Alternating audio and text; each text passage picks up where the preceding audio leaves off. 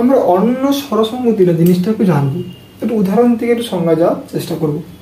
সোনা তালবস্য সৌকার দন্ত নকার, সোনা থেকে সু নে তালবস্য দন্ত নেকার, সোনা থেকে শুনে। এই সোনা শব্দটার বর্ণ বিশ্লেষণ করলে পাবো তালবস্য যুক্ত ও, সোনা দন্ত ন যুক্ত আ, শুনে তালবস্য যুক্ত হস্য দন্ত ন যুক্ত এ। তাহলে পূর্ববর্তী এবং পরবর্তী উভয় স্বরধ্বনির পারস্পরিক প্রভাবে, দেখো পূর্ববর্তী এবং পরবর্তী স্বরধ্বনি উভয়ের পারস্পরিক প্রভাবে কি হয়েছে না, উভয় যখন পরিবর্তন হয়ে গেছে, দেখো কিরকম হয়ে গেছে।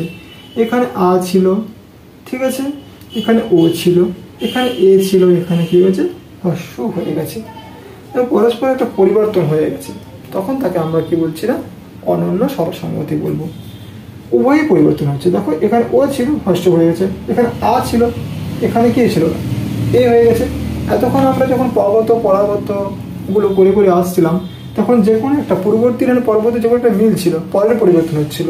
আবার পূর্বে যদি কারো মিল থাকে পরের পরিবর্তন হচ্ছিল, কারো পরের মিল থাকলে পুরো পরিবর্তন হয়েছিল।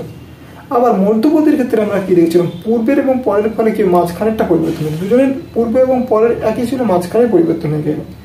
এখানটা দেখতে আ ছিল এ হয়ে গেছে, ও ছিল হস্য হয়ে গেছে। তাহলে কি পরস্পরের প্রভাবে যখন উভয়ই যখন পরিবর্তন হচ্ছে, তখন তাকে আমরা কি বলতে যাচ্ছি না, অনন্য স্বরসঙ্গতি বলবো।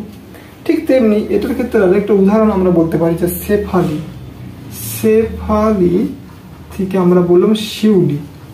এই উদাহরণটাও কিন্তু হচ্ছে অনন্য স্বরসঙ্গতির ক্ষেত্রে প্রযোজ্য হবে।